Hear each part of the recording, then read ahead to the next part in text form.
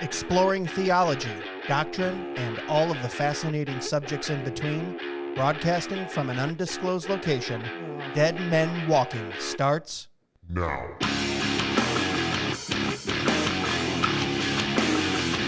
Well, hello everyone. Welcome back to another episode of Dead Men Walking Podcast. I'm your host, Greg Moore. Not quite undisclosed this week. We're still coming from Tullahoma, Tennessee, the Why Calvinism Conference. As always, you can check us out at DMWpodcast.com.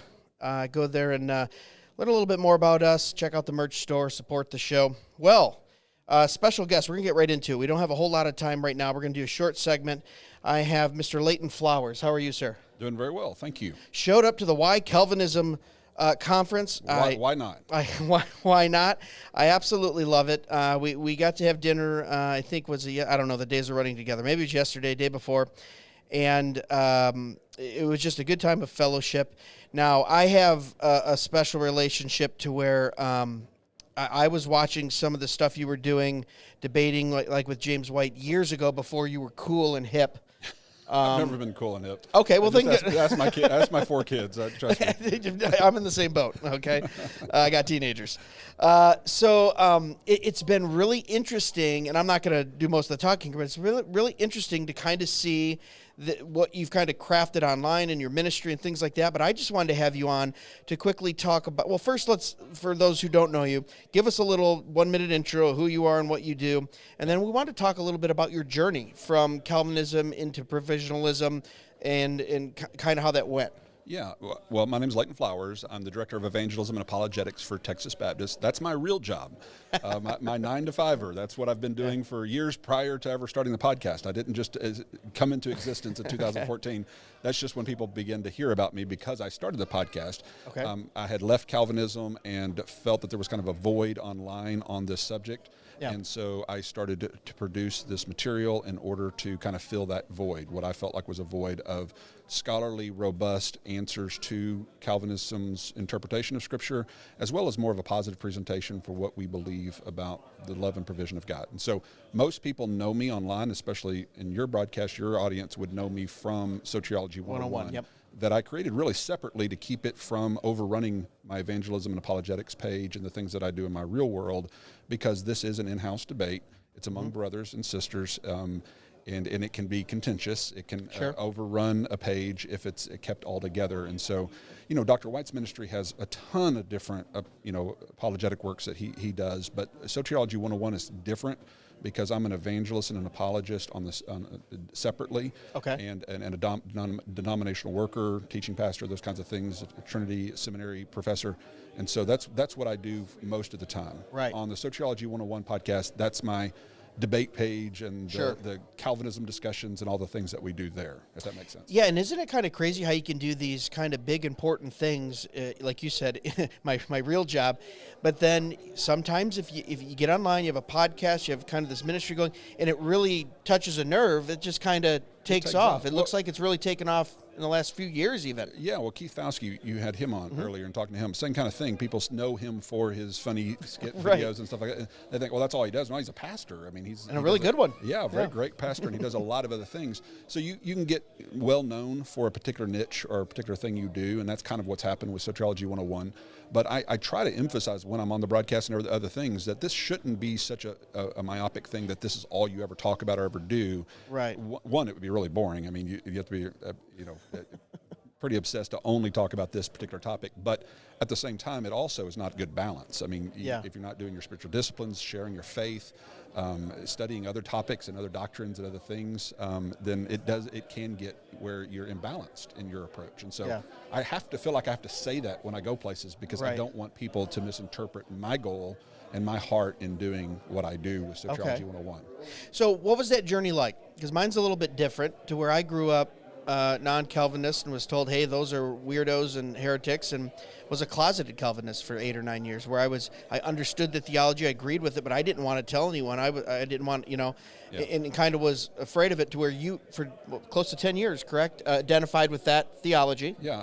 And then how'd you come out of that? Well, I was raised in a Southern Baptist, typical Southern Baptist, whosoever will kind of. Okay. So that's what I always believed growing up, but I didn't know really what I believed about predestination, election, the deeper doctrines. I just had a general understanding of belief that God loved everybody and everybody could be saved. I went off to college and was introduced to a mentor who's still a good friend of mine, by the way. Still have a huge amount of respect for him, but he introduced me to John MacArthur and R.C. Sproul and the Ligonier tapes, and I got at the table talk, and all that kind of stuff. I got a couple hundred of those in my house. Oh, yeah. And it took me forever my wife was trying to get rid of this box of Ligonier tapes and table talks. I was like, still to this day, I'm like, no, right, I need those. Attachment, so, yeah, you have that. And I cut my teeth with Sproul and then later Piper. And Matt Chandler came a year after me at Hardin Simmons, where I was, and I helped convince him of limited atonement. You're welcome. And so, well, what happened now? Now we don't claim him anymore. He's a little too. Yeah, whatever. Well, everybody has a reason. Him and Mark Driscoll. What happened? So, anyway, so. All of that to say is that I adopted at least a form of Calvinism. Some, like Dr. White, don't think I was really reformed enough. Maybe, and maybe he has that's our go-to. He has a fair point. If you left it, you never were really right. Yeah, exactly. Yeah, once kind of once the a internal Calvinist, security. Once a Calvinist, always a Calvinist. Kind of thing. Yeah, right. Well, and I probably wasn't the kind of Calvinist that he is. To be fair, it's probably more of a kind of softer, moderate kind of a Calvinist. Okay. And granted, I was in my 20s when I was a Calvinist, so there probably was a lot of cognitive dissonance with some of the harder issues that that we grapple with now in the program that I hadn't ever really dealt with as a Calvinist. So it was one of those things like that. Yeah, that sounds plausible and good, and there's smarter men who have an explanation of it, and I'll go with it. Right. Kinda. It's kind of like the surrendering your sense making to MacArthur or Sproul. I didn't know how to answer some of those hard questions, but I figured they would. And so I didn't feel like I needed to provide answers for the hard questions. And but I'm one of those kind of guys. I'm a theology geek. I like knowing answers to questions, so I'm not satisfied with that spot. And so I'm always looking for more answers. And I found myself getting close to my 30s as I was studying. I was actually reading a book by Tozer. Okay. And I assumed he was a Calvinist because he's smart, and all Calvinists were smart in my mind. I was like, oh, Lee, he's smart, and Piper quoted him all the time, and so I just who needs a theology degree? Just ask a Calvinist a theological question, right? Exactly. He'll give you exactly. 2 hours on it. He'll be an expert. I just assumed that Tozer was a Calvinist, and I'm reading the Knowledge of the Holy, and it begins very clearly I realize he's not a Calvinist, and even begin to study on that and begin to find out actually he spoke out against Calvinism quite vehemently, in fact. Same with C.S. Lewis, another guy I had a huge amount of respect for, and I just assumed he was one of us, Yeah, but still two great guys. Yeah, exactly. And so there was a part of me behind the scenes that was kind of like going, why would these guys, as smart as they are, reject Calvinism? Are they just too emotional? Are they just not biblical? What's wrong with them? And I had debated when I was in college and high school, and you had to learn to take on the other side of any issue. Sure. And it was something I learned was a really great way to get real deep into your view. And I really started that process trying to firm up my Calvinism to become a better Calvinist. And that process actually led the other direction, where I was introduced to some thoughts and ideas and concepts that I had never dealt with before and that I couldn't answer from a Calvinistic vantage point very well. Okay. And so I became more and more disillusioned with the Calvinistic structure and systematic. Okay. Where I would appeal to mystery before, I was none willing to do that anymore in some of the issues and some of the quandaries that were created on the negative side of the Calvinistic side, because the positive side of Calvinism is fun. God elects and loves you, and he's chosen you. You can talk about that all day long, and it sounds great, but it's when you begin to talk about reprobation, double predestination, the non-elect, the blameworthiness of those not elected, being born unable to willingly believe because of a nature they were born with, they can't control it. All these things are going, that doesn't seem right. There's something that doesn't sit well. It's a hard pill to swallow. Even Piper says he wept 3 days when first introduced to it, and Sproul talks about being drug into the system, kicking and screaming, because they're acknowledging, I think, what most Calvinists recognize. It's a hard pill to swallow. It's not real easy. There's some difficulty. And if they say it isn't, I think they're just in a club at that point. Exactly. That is. And honest Calvinists, intellectually honest Calvinists, will come out and write out and admit this is difficult, but you've got to be willing to take truth, even if it's hard. And so some Calvinists wear it almost even as a badge of honor, because they'll even argue that because it's so hard proves in their mind it must be right because the Bible's offensive. Right. And Calvinism is offensive, so maybe the Bible is actually teaching Calvinism. And that's kind of where I was for a long time. I found it offensive, but at the same time, I figured, hell's offensive too. And there's, by golly, Right. Jesus talked more about hell than he did about heaven, and so sometimes things are offensive. And so I really held on to my Calvinism despite some of my problems underlying the surface with it because of those justifications.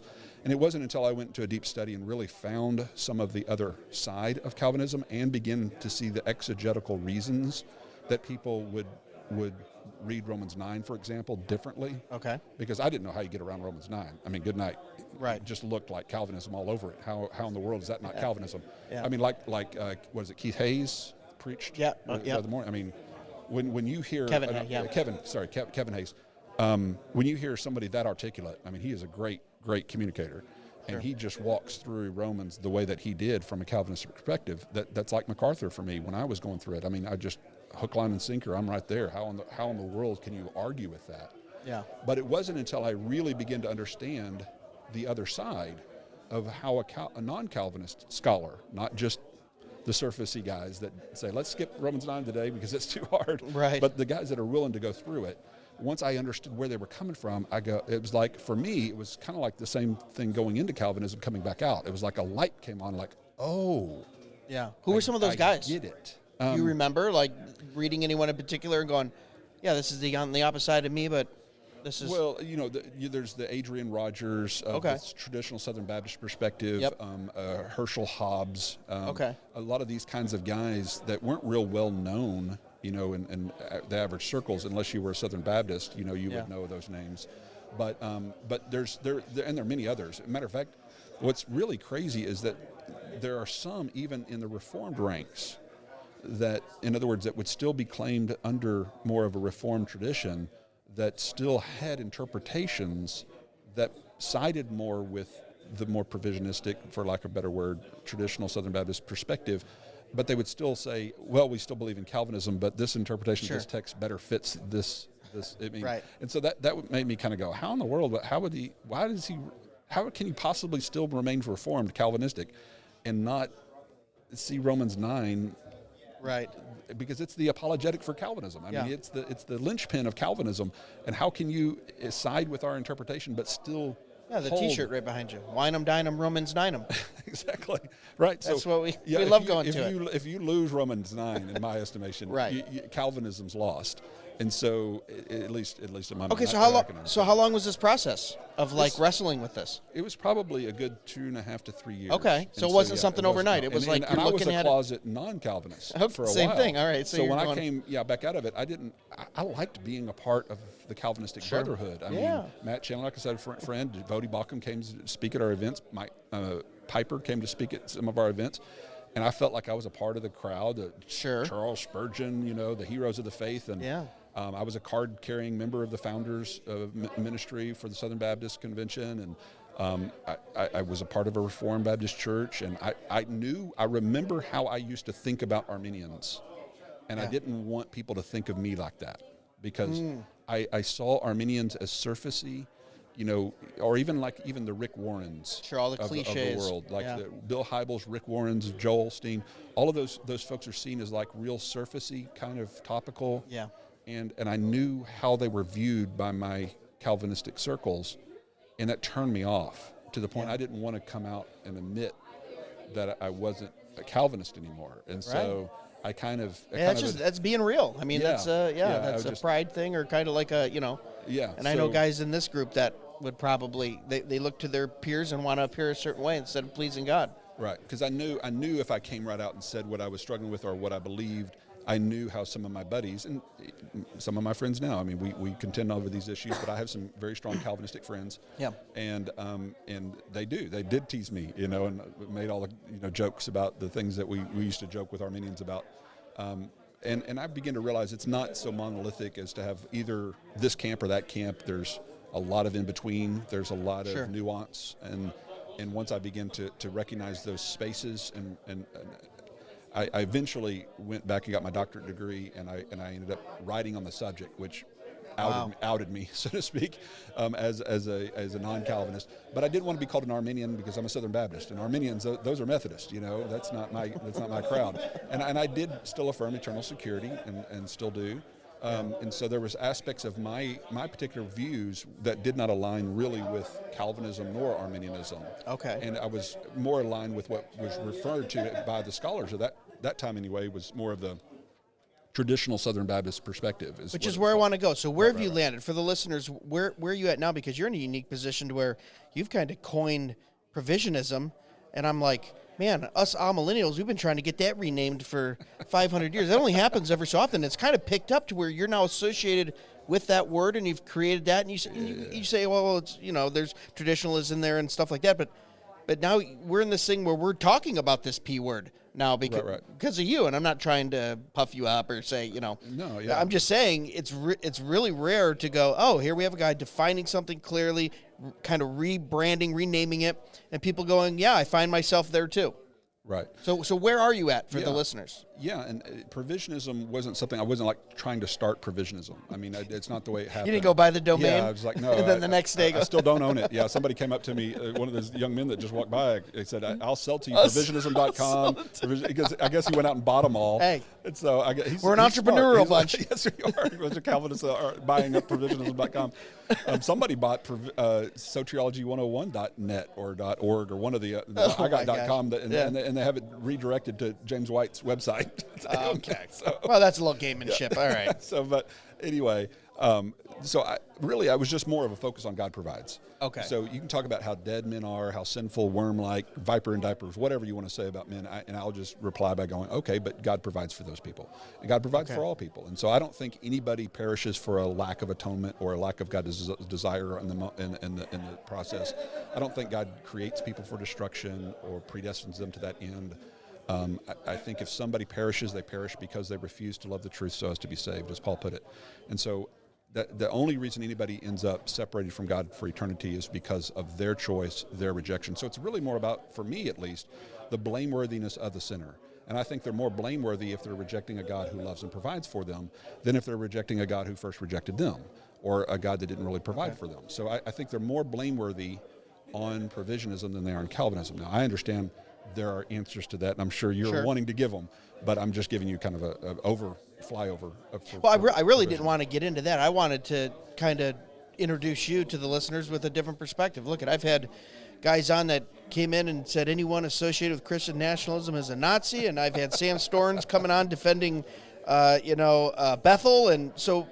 And this isn't a gotcha podcast. I'm truly interested in this. So and we won't go too much longer here, but so for someone listening who might know these terms, they would go, well, there's Calvinists and there's Arminians. I mean, what is this third thing that he's introducing? How are you different? We know how you're different maybe from the Calvinistic view. How would you be different from a purely Arminian view? And that's hard because just like Calvinism is not monolithic, as we well learned when we had our coffee and all the different views around the table of you Calvinists. And if you ever want to get off the hot seat, just insert dispensationalism or eschatology. That was a good trick that you did at the coffee. Yeah, you can get off the hot seat. We're stuck on that for 50 minutes. But what I'm saying is Arminianism is not monolithic either. There are different kinds of Arminians, Wesleyan Arminians, classical Arminians, modern day Arminians, all different perspectives. But generally, the Augustinian grid is the grid that adopted the concept and idea of original sin, also including original guilt and inability. Meaning that we inherit the guilt of Adam, and because of that, we're also unable to respond positively to the gospel appeal or to the light, the goodness of God's revelation. We don't stay on that Augustinian grid. We believe that was introduced by Augustine, and we don't believe that that's the proper grid. Now, we're accused of Pelagianism and all kinds of stuff, which we discuss on our podcast because of some of those views, and we defend why we don't land there and various reasons. But basically what we're saying is we're not born guilty for what Adam did. That doesn't mean there's not results of the fall. We're cast out of the garden. We're separated due to our rebellion. We're in a corrupt environment with corrupt desires. But we're still able to respond, responsible. We're able to respond to the light and revelation, calling us to repentance from that fallen condition. And so, and we're not guilty for what Adam did, we're guilty for what we do. We're held accountable for how we deal with the words of God. As John 12 talks about, that he didn't come to judge the world, but what will judge you on the final day are the very words that I've spoken to you. And so we're going to be judged and held accountable not by how many sins we commit or what Adam did. We're going to be held accountable for what we do with the words of Christ. And so that's the ultimate kind of overview of our view. We don't have an Augustinian grid, so we don't have to deal with original guilt causing inability by inserting this thing called prevenient grace into the mix, going, okay, that fixed our inability. Okay. And so I don't have to have that, what might be called an inherited guilt. Okay. And so that would be a difference between our perspectives, if that makes sense. And so as we finish up here, who do you see your core audience? Are they rehabilitated Calvinists? Are they Armenians wandering on the spectrum? Are they, because I feel like, is there anyone who's non-Calvinistic even coming to you and going, no, I think I feel like they would mostly agree with everything that you're saying. So who do you see your demographic as that in on the Soteriology 101 channel? There's a lot of ex-Calvinists, and there's a lot of people, traditional Southern Baptists, that don't like what Calvinism has done in their churches. Okay.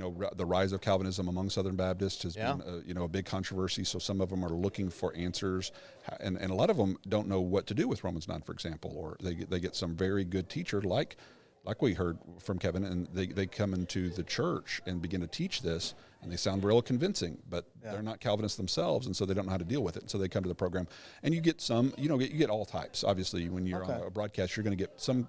We've got a lot of regular Calvinist listeners that just like to be challenged. They like to contend with us, and they'll contend in the side chat, and they'll banter with us. There's some Armenians who agree with us on a lot of points, but maybe differ with us on a point or two. So we have of all kinds that join the podcast. And I get messages all the time from people who are convinced and have left Calvinism because of what we said, and then others that think that my theology is heresy and that I'm going to hell. So, I get all types. Yeah. All right. Okay, let's put bookends on this. Dr. Leighton Flowers, thank you so much for being here. Throw out to everyone where they can find you, see you, follow you, all that good stuff. And if you're a listener and you go to that stuff, make sure you be nice, even if you disagree with them. Soteriology101.com. If you just typed in my name, Leighton Flowers, it'll all come up. Yeah, it'll link all the same. And you can also learn about my ministry with Texas Baptist as well if you do that. So, there you go. All right. Thank you so much for being here and taking time. My pleasure. Guys, thanks so much for listening to another episode of Dead Men Walking Podcast. DMWpodcast.com is where you can find us. And remember, the chief end of man is to glorify God and enjoy him forever. God bless. And that's forever, man. And that's right. Be sure to check us out at DMWpodcast.com, where you can purchase the best and snarkiest merch on the internet, support the show, and leave us a review or message. Dead Men Walking can be found on Facebook, Instagram, and YouTube at Dead Men Walking Podcast, and on Twitter X at Real DMW Podcast. The Dead Men Walking Podcast is part of the Fight Laugh Feast Network. For exclusive show content, be sure to download the Pub TV app and become a member. If you're a business that needs to reach hundreds of thousands of potential customers in your demographic, podcast advertising might be for you. Send all inquiries to deadmenwalkingpodcast@gmail.com. None your biscuits.